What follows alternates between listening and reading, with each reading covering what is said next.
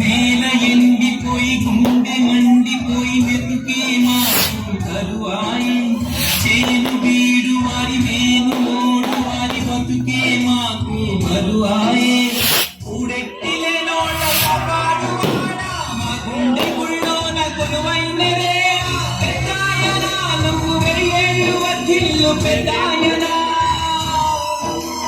పెద్దాయనా నువ్వు మా పాలి దైవం పెద్దాయనా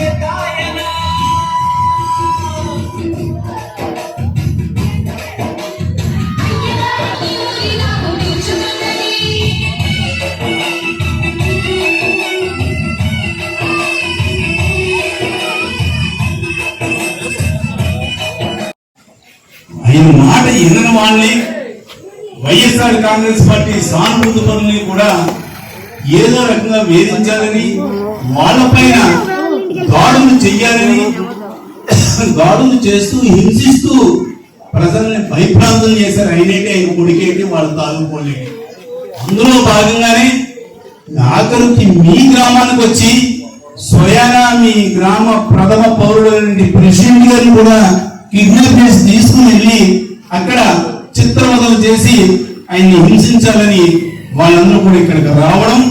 కానీ మీ గ్రామస్తులు చూపిన తెగువ మిగతా గ్రామాలకి ఆదర్శంతో అయింది. ఎక్కడికక్కడే కాలగణం వచ్చేలా చేశారు మీ గ్రామస్తులు. నిజంగా ఈ సందర్భంగా మీ గ్రామస్తులందరికీ కూడా పేరు పేరున ధన్యవాదాలు తెలియజేయాలి. ఎందుకంటే అటువంటి రౌడీ ఓటర్ని గ్రామంలోకి వచ్చిన వాడిని కథలు ఇవ్వకుండా బంధించి పోలీసులకు అప్పచెప్పడం అంటే సామాన్యమైన విషయం కాదు. మారుమూల గ్రామం, అందరూ కూడా బీసీ ఎస్సీలు ఉన్న గ్రామం. మీ గ్రామంపైనే దండయాత్రకు వచ్చారు ఎమ్మెల్యే అనుచరులు. వాళ్ళని ఏ రకంగా మరి కేటాయించారు?